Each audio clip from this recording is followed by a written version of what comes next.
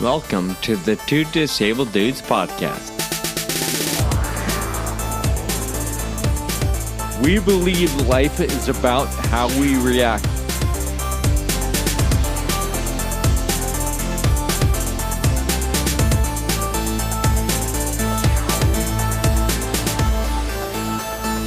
Hey, what's going on? Thank you for tuning in today. This is Season 7. My name is Sean, and I am glad you are here.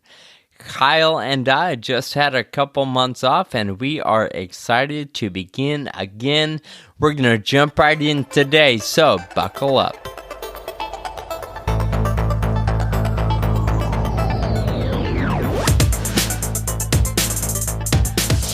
Kyle, how you been? Where have you been? What have you been doing? Oh my gosh. So I traveled for just about the entire month of December because when I planned my travel, it was sort of between variants, right? So it was like, all right. And, okay, I have a gripe that I've been thinking about for a while, and it's about American Airlines. Ooh. And whenever I request, I don't request assistance, but I let them know on my reservation that I have a wheelchair and that I'm going to need an wheelchair and all this stuff, right? Yeah. So that triggers them to call me before the flight. So that, like, not every time, but most of the time they call and they ask me all these questions about what I'm going to need and all, wheelchair, all this stuff. I'm like, oh, cool. They're on top of it. Like, someone's going to know that I'm coming to the airport. But then I get there, and it's like that conversation never happened. So I check in at the desk, right? And I tell them I need an wheelchair, all this stuff, the entire conversation that I already had. Then I go to the gate. And still, nobody knows that I need an wheelchair and all this stuff. So anyway, I'm just like, you know what? Like, let's just save ourselves the time of all those conversations and just not do anything till we get to the gate because it doesn't work. So there we go. I jumped right into it, man. Yeah, you did. So is that just an issue with American, or do you experience that no matter who you fly? No, American is the only one that does the initial phone call. And so it seemed like it would be a great thing, but it doesn't seem to do any, like, I haven't found anything that it informs. Yeah. So maybe a good idea on surface, but terrible practice, like it's not being implemented. Totally. Execution is not up to par. Nah, well, it's probably true for a lot of, never mind. But I guess sort of part of the point is that I enjoyed my December traveling and stuff, and, I got COVID during that time when basically everyone was getting it, right? Yeah. I was at my parents' house, so I delayed my travel back home for a few days. It was a nice break. Good. Glad to hear it. How about you? It was nice. I like you, traveled for the holidays, came back, got COVID, stayed in my room for a week or whatever it was. Back to work after that, kicking off the New Year strong. I often laugh because I feel like if I get sick, I don't get sick often, but I can count at least 5 years where I got sick at New Year's. So I feel like when I get sick, it's always around New Year's and I'm in bed New Year's Eve. So, nothing new in that regard, but I also like kicking off the year that way because it gives me time to focus on the mental energy of planning, right? What the year's going to look like or what I want to accomplish that year. So although the celebrations are mild or non-existent for New Year's, that's pretty good time to sit and think or plan or, make a list of goals and resolutions and whatever else is a hot topic at New Year's.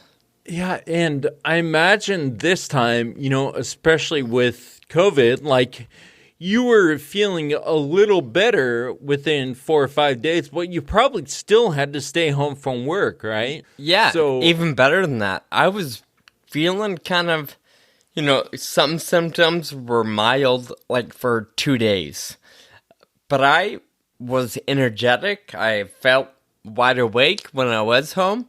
I just stayed home and avoided work and avoided going out. But, in my room, got my computer, I got some books, I got my calendar.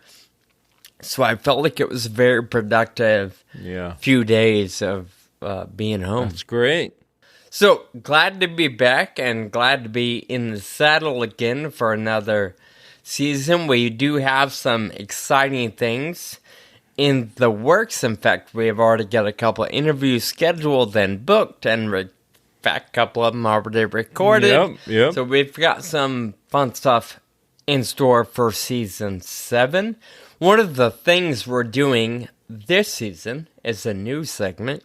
We're going to call this segment, What Say You? And we are going to lean on listener feedback and reviews, and we're just going to pick out different comments and emails we might get here and there to inspire the opening dialogue for episodes throughout the season. So when we ask what say you, we're talking about the listener. You, the tribe of 2DD listeners. In fact, speaking of timeout, real quick, Kyle, I just want to throw it out there for our listeners. We need a name for you. Or at least I should say, we want a name for you. I've heard different podcasts call their listeners, podcast name Nation or whatever. Right. I don't like that. So, just throwing it out there. If we could come up with a tribe name for you at home, what might that be? I'm going to do a call out right now. I know our friend Nigel in Florida, he's going to have a couple of good, he's got little comebacks here and there, so I'm sure not everything will be super flattering, but I'm sure he'll have a couple ideas. Yeah, I feel like Matt LaFleur might be up there. I want to put Effie and her husband Casey on the spot as well. Casey, Effie's husband, has some very creative phrases and names, so I wonder if he can think of one or two. Anyway, what say you?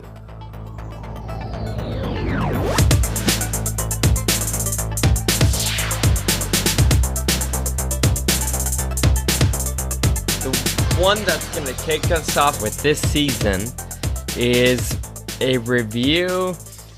I can't see the name. Yeah, I think it was somebody that didn't put their name. Okay. So it just says App Review 3962. So shout out to you, App Review 3962, for giving us 5 stars and leaving the comment. Sean and Kyle do a superb job of talking about all sorts of issues they face living with a disability.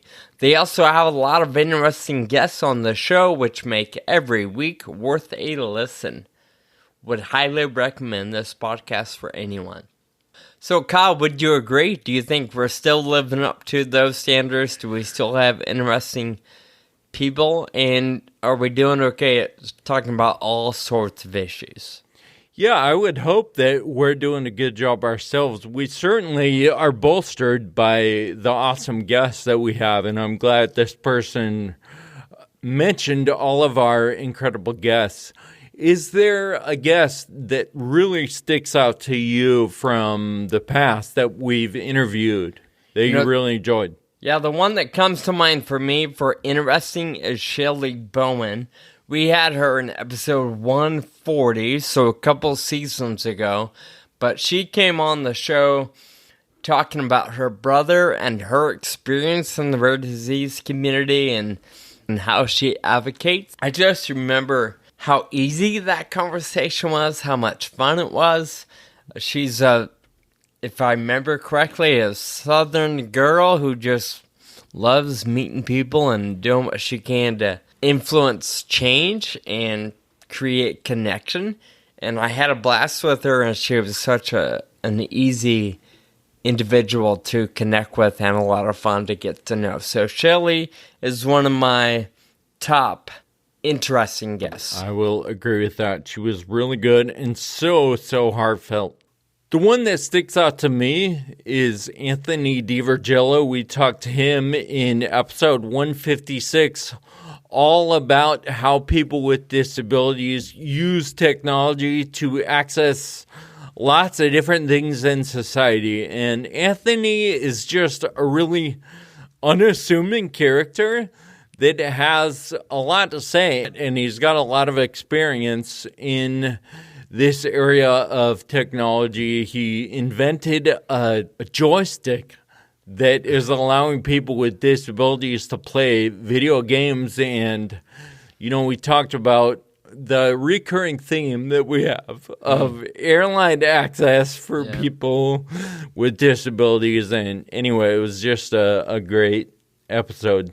Yeah, he's always fun to talk to, and we've actually got him coming up again this season as a part of a panel discussion. So I agree with you on that one. Anthony is a lot of fun, very interesting, a lot of cool stuff going on in his world as well. In fact, I think of him as an inspiration for me, even. Like, he's just highly motivated despite whatever challenges he's up against on a regular basis. So, what say you, listener? We know so many of you make it a point to post a review and leave some comments, and we're going to ask you to keep doing that or do it again, or if you haven't done it yet, start doing that. Kyle, let's go backwards. Season 6. We ended with episode 169, talking about a list we would come to the table with for season 7. And here we are. So, we had mentioned in episode 169, I didn't necessarily want to come up with the traditional list of goals, right? Lose 5 pounds, gain 10 pounds, read $10, whatever it may be. Mm-hmm. In fact, we both talked about, turning 40. That was a big season for us last year. Where we wanted to be in life, or where we thought we'd be. So we started talking about 5-10 years from now, when we look back at being 40, are we going to be proud of where we're at and what we're doing? So we both agreed we'd work on a list and share some of those further term desires that we have, and maybe discuss plans or roadmap to actually get us there. So I'm going to let you kick off the conversation in this world, or in this realm. What are some things on that list for you? Yeah, so there were things that are tangible, real goals that I could write down in black and white and be like, all right, this is what I want. And there were also a few things that I was like, these are the ways I want to think and see myself and interact with other people. So I'll start out with one of those things. And it's something I referred to in the final episode of last season. And it's to go after what I want. There's no reason for me to be completely influenced by what I think other people want me to do. And it puts me in a really resentful state of mind. And that's no good for anyone. First of all, for me, or anyone around me, right? If they feel that I'm being resentful towards them for something that's in my head, like, that doesn't make sense, right? Yeah. So I think that's one thing I want to think about. Okay, so I'm putting you on the spot. What is something you want? So that leads to one of my next ones that's a little more tangible. I have been talking with my uncle about doing this bike trip for a long time, and it's going to require a month off of work. a month basically off the grid. So I could never justify that to myself because I felt like I needed to do my work. The community needs me, or, like I put that, which to a large part, I think that's probably a good thing that I have that pull, right? But I think at some point it becomes a thing where I am thinking too much of that responsibility. And it's not so much real as it is in my head. And so, I was having a conversation with a friend that I referred to last episode. And she said, you know what? You don't owe anyone anything.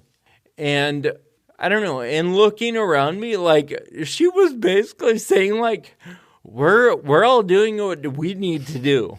Like, we're responsible to the community. But in other words, nobody's got you in the front and center of their mind. Which, is just how we all think often. For sure, yeah. Yeah. And, like, there's no reason for you to be a martyr. Yeah. Like, get what you want out of life, and it's going to make everyone better because I'm not resenting my position or whatever, right? So I feel like we've talked about that sort of mentality before, right? When you're at the mall and you do something embarrassing, or maybe at the gym you drop a weight and you automatically think, oh my God, everybody's staring at me. And the reality of it is, nobody is staring at you. Right? You're not as cool as you think, or you're not as interesting as you think. Exactly. And I feel like we talked about that years ago, probably, like the egotistical side of that. Totally. It's just sort of human nature. So you are doing a bike ride. Do you want to tell us a little more about it? That's something on your list. Yeah. Any details or no? Yeah, that's a little bit more of a tangible thing, and that's actually going to happen this year, and in more or less real time. Yeah. So in July, we are taking a bike ride, and when I say we, it's me and my Uncle Steve and my dad and a few of our friends. We're going to ride from the border of Canada in Montana. It's called Eureka, Montana. It's an off-road trip. So about 55% of it is unpaved. So that's a unique thing about it because we did the trip up White Mountain. But other than that, I've never really ridden off-road at all before. Also, the other unique thing about this is that it's going to be fully self-supported. So we're going to pack our tents and our sleeping bags and all of our food and bear spray and, all that stuff. Yeah, something tells me when you say off-road, there probably isn't a Holiday Inn to crash out every now and then. Right. There will be about 8 nights out of 25 that we will be able to stay in a motel and have a warm meal. Sure. But there is also a stretch of 4 days where there will be no services at all. Wow. So, all right. So we got to prepare for those stretches. So obviously planning is underway, and you guys are already cranking toward that start date. Yeah. I don't have a tent yet. I don't have a sleeping bag. We have to get water purification stuff and like I said, figure out what we're gonna do if bear shows up. And then also I think one of the biggest things is fitness. Like the more we can be fit and prepared, the more we're gonna enjoy the trip. I think you're mentioning a good principle in life, right? You don't have a tent yet, but if you were to let that be the determining factor, you'd never have a tent, right? You'd never be ready. But now that you've got a date in mind and the planning is underway, I'm pretty confident you're going to figure out how and when and where to get a tent before July whatever you said. That applies to lots of different things that we want in life, right? We let that one thing be the reason we don't go, like the tent. And it's like, wait, no, that's something that we can figure out. Remember our first bike ride together to Las Vegas? Yes. Pretty sure there was a commitment there before I even owned a bike. Yep. Oh, so anything else on your list that you want to share? All right, I'm going to bounce back to one of the sort of softer things is I want to try and not be so hard on myself. And I think it also relates to the ego thing where I feel like, we all at some level feel like we're the center of the universe. I tend to take things pretty hard, like making a mistake or feeling like everyone is looking at me like, dude, what? You're an idiot. Yeah. Like, and the fact is, no, like you did an idiotic thing, but you're not an idiot. Yeah. So anyway, that's just kind of something I've been thinking about as well. So I'm going to put you on the spot again. How will you do that? I think it has to do with this conversation a little bit, like writing it down and being conscious of it and making an intentional step towards thinking differently. And that's not easy, right? We've been conditioned over the last 40 years of our lives to think a certain way. But it takes the recognition and the conscious effort to change that, right? If that's something we really want. Mm-hmm. Yep, good point. Makes sense.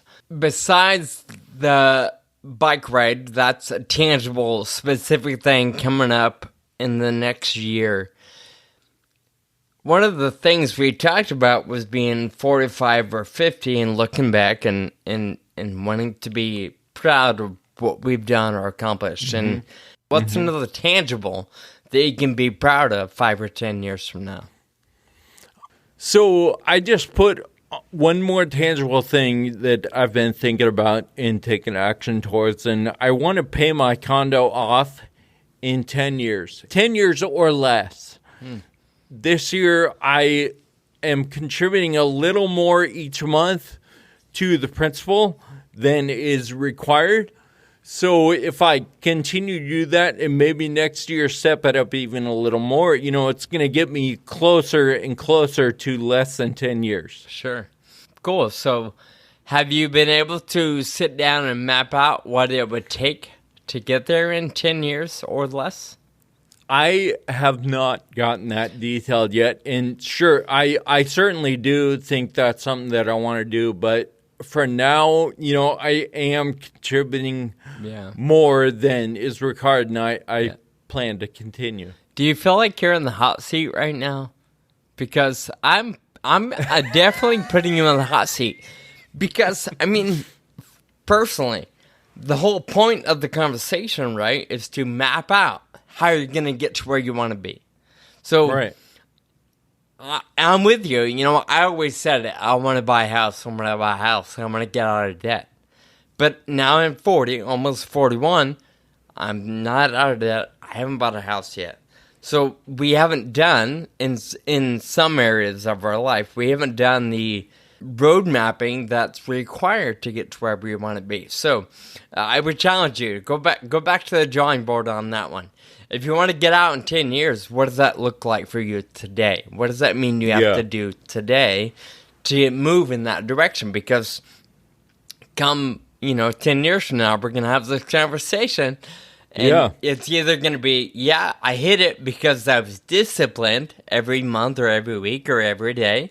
Or, no, I didn't quite hit it. And we're going to let ourselves off the hook because we never committed to a specific roadmap or plan. Right. I'm going to take that pressure off of you, and we can switch gears. And well, before we do, I'm going to say that hopefully we're having that conversation in 7 years and not 10. So, well, I guess my only rebuttal is hope is not a strategy. All right. And that's not mine. I picked that up from John Maxwell and Dave Ramsey. Yeah, right. You got to roadmap it, right? I'm with you. Let's hope we get there, but the only way it's going to happen is if we're actually doing the work to make sure we're there in 7 years or 6 years or 8 or whatever it may be.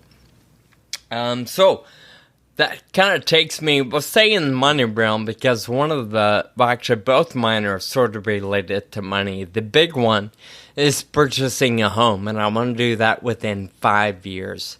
And what I've done over the last couple of months, especially with my season of, COVID round 2, is started to map out my weekly and monthly budget. And I'm working on a plan that's going to allow me to buy a house within 5 years.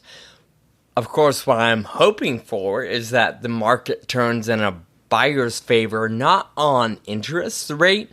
The interest rates have been great, and if you were able to get in on 1 or 2 or less than 3% on a home loan, good for you.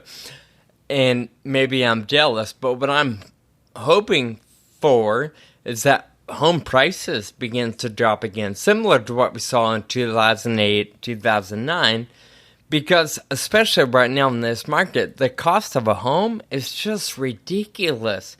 And I can't help but think, sure, the money is quote unquote cheap, but is it long term? Is it really worth, spending $600,000 on a 2-bedroom, 2-bath house, but only paying 3% interest? You're still going to be paying that off for 40 years or whatever it may be. Right. So there's a part of me that's okay with maybe having a more expensive loan with a much cheaper purchase price. Yeah. So I've been keeping my eye on the real estate market and trends, hoping that in 5 years, it's things have turned around and I'm better off financially. I've got a savings nest that I'm proud of, and I'm continuing to boost that. And in fact, I made some changes last week to my weekly, deposit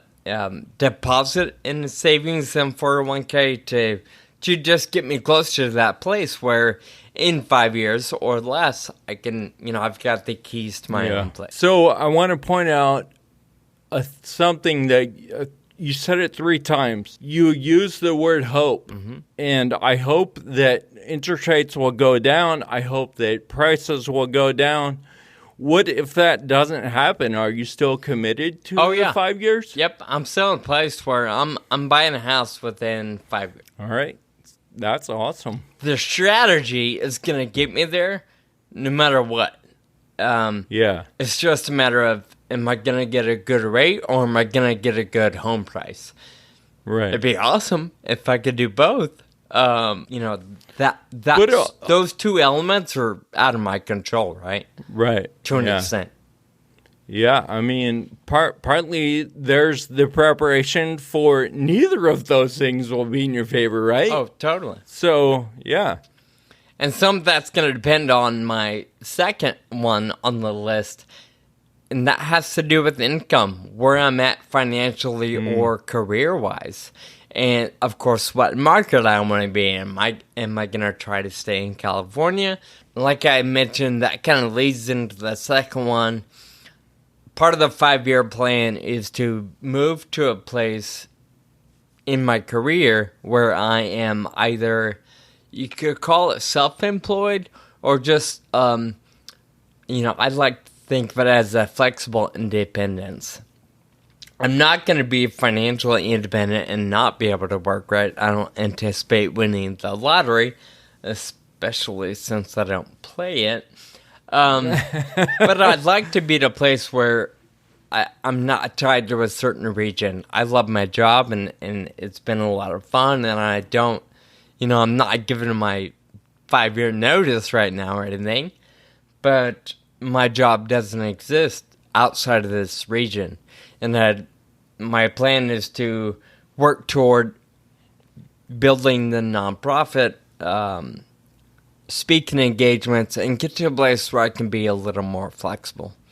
So part of the plan for this year is to spend a little bit of money and time on my personal growth when it comes to the world of speaking. I want to be a good communicator, whether it's talking through venues like this podcast or through a speech or through writing or whatever it may be. I want to be a voice of influence in one realm or another, especially when you talk about living beyond your circumstance, right? Maybe it's not necessarily just rare disease or disability, but I feel like there are so many ways I could help contribute to the motivation some people could use to move in that direction in their own life. I don't know if that makes sense, but yeah, so I don't know if I can get any more clear on that without getting too awkward, but I will tell you the roadmap to getting there are a couple things. The way I'm working with that growth in mind and moving towards that financial independence in terms of not having to be tied to a specific employer. So every week I'm setting time aside in my life to write and to jot down dreams and speech ideas and talk ideas and material I can lean on when the day comes where somebody's willing to put me on stage in front of a small group or a large group. So yeah, I don't know if that makes sense. I think we've talked about it before, but I've been using the same talk for 15 years now, and so I actually I need to do that too. Sit down and like make those ideas and write a bunch of new talks because I'm so comfortable with my story the way I wrote it 15 years ago, but it certainly needs. There's a lot of different aspects that need to be added to there. Yeah. On a tangible side of that road mapping, as I refer to it, I've set aside time every Sunday, every Monday, my days off, to focus on those career elements, right? Sundays, I'm pretty well committed to podcast stuff and the interviews and recordings and editing and whatever you and I can do together to focus on this platform. And then on Mondays, that's my time. That's where I'm focused on Sean or Determinants and the nonprofit goals in my own life. So there's time every week to contribute something. And sure, nothing's going to come up maybe next week, but these tiny little steps that I contribute to or take or invest in on a consistent basis, I think will build the discipline that moves me there in 3 to 5 years, whatever it may be. Right. In that regard, I'm encouraged because I think about athletes, right? Nobody wakes up and stands on the gold medal podium. Right. There's a whole lot of years of build-up to get there, and I feel like in some areas of my life, I'm in that build-up phase. Yeah, that's exciting. So one little thing I've done on the financial side is tracking every penny I spend. Dang. Every penny. Do you keep receipts? No, I don't keep receipts. I keep a spreadsheet. Okay. I'll hang on to receipts so I don't forget to log it, because that's really easy to do.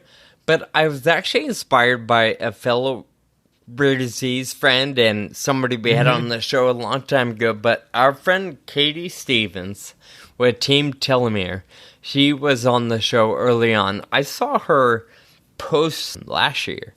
And in her personal life, her and her husband did this, right? I don't remember their motivation or what they're working on, but she had posted and mentioned something about how they were tracking everything they spent. And that inspired me, and I kicked off this year tracking everything. And it's been eye-opening to see the kind of money I let slip through the cracks simply because I've never paid attention. Right. Yeah. I feel like $100 a month can make it's not a huge difference, right? But it can make a difference. Yeah. And when you're putting, maybe you put away 100 more every month, right? Yeah. And that builds up over time. It's seriously, if you haven't done this, or listeners, if you haven't, just do it. Pick a month or a week. I'm committed to doing it all year. So I know I've got my work cut out for me, but even just in the last 6 weeks that I've been doing it, wow, I think it's informed or encouraged specific decisions in how I spend my money or go about my day. So I haven't tracked closely like that, but I read or listened to Dave Ramsey's book, Total Money Makeover, and he has a system of you only pay cash. Yeah. I was like, all right, I'm going to try this. So I went to the bank, I took out like $2,000 every month and put it into envelopes. Yep. Like, all right, here's for food, here's for clothes, like this is for whatever. And anyway, that was really hard just because it's a way different way to do things, but it really changed my outlook. And as we've talked about before, I haven't used a credit card since like 2013 because of that experience and what it taught me. Yeah, it's huge. And it's also been eye-opening how money impacts almost every other area of life, right? It's seeing how much I spend. We'll just take food, for instance. Mm-hmm. I don't go to the drive-thru as much as I used to. And then that was a twofold goal, right? Like, let's cut out that waste of money, but also the unhealthy eating habit. And when I track it, I can actually see, oh, wait, $5 at Taco Bell? A, why was that at Taco Bell? And B, what a waste of $5. I could have had a peanut butter and jelly sandwich at home or a bowl of cereal, to make up for that.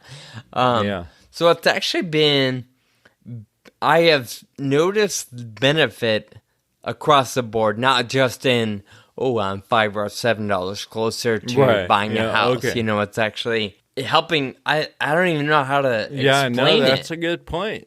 Because it's that you're talking about. It's not intuitive. Yeah. Like, it doesn't make sense that your budget is going to make you eat better. But in this context, when you're talking about it like that, it makes sense. Yeah.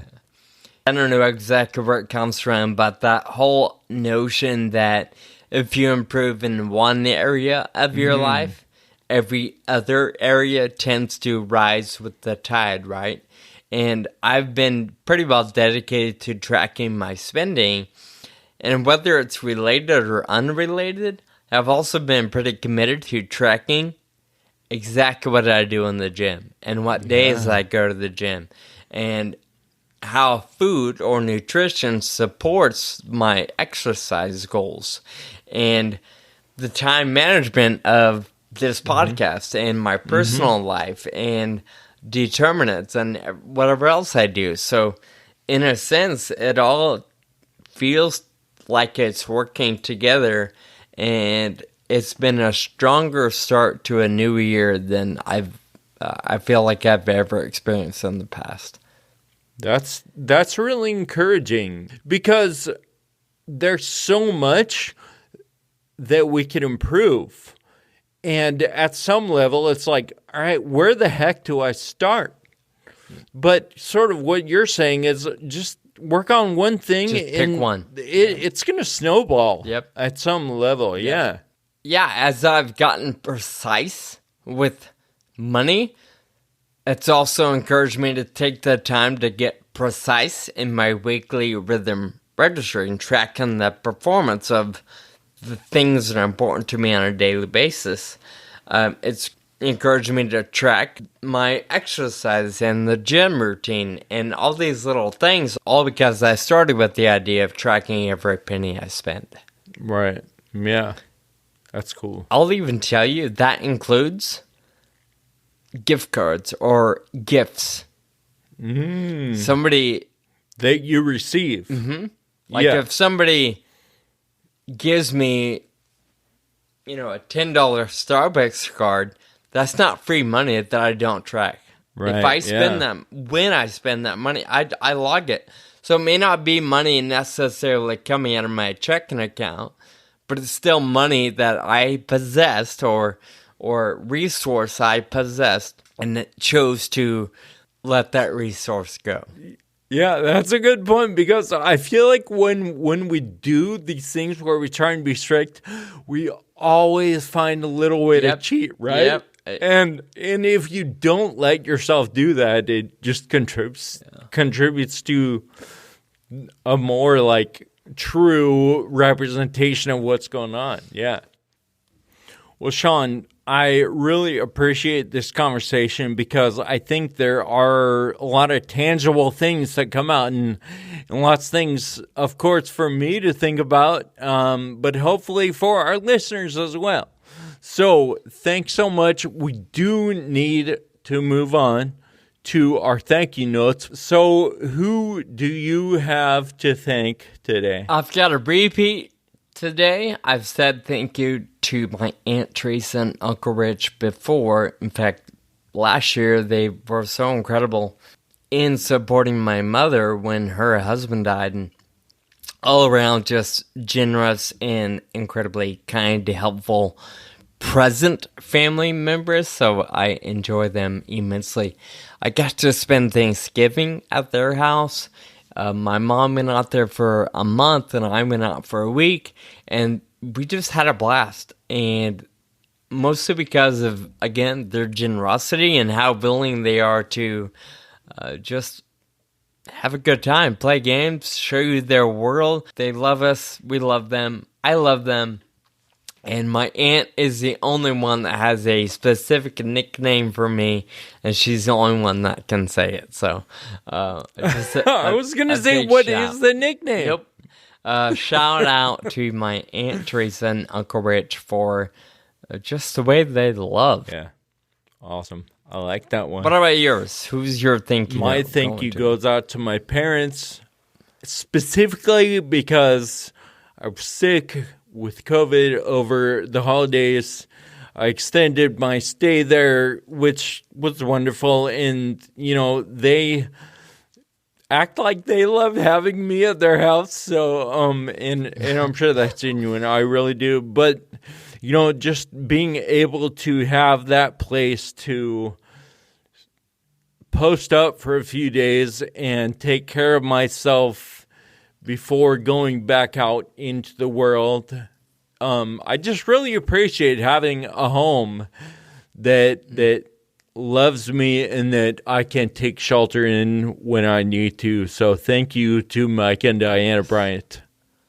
Awesome. We find the value in expressing gratitude. It helps keep us grounded, and we'd encourage our listeners to do the same. Whether you send a text or write a letter or verbalize some gratitude, it's a good practice to follow.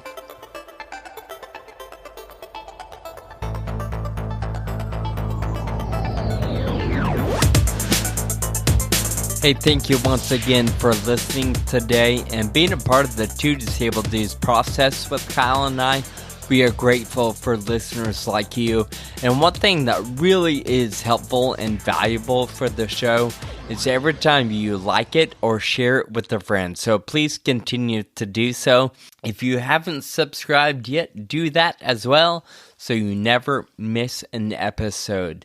We want to remind you that we do have calendars still available for you. We're a month into the new year, and because we've got some left, we want to do a 20% discount for you. So through the rest of this month, February 2022, When you go to our website, twodisableddudes.com, select your calendar of choice, and upon checkout, enter the code SEASON7. Spell season out, followed by the number 7 for 20% off your order. Thank you again for being here today. We look forward to chatting with you again soon. Until next time, keep living with urgency. Thank you for listening to the Two Disabled Dudes podcast. This show is possible with your support. Visit twodisableddudes.com to donate.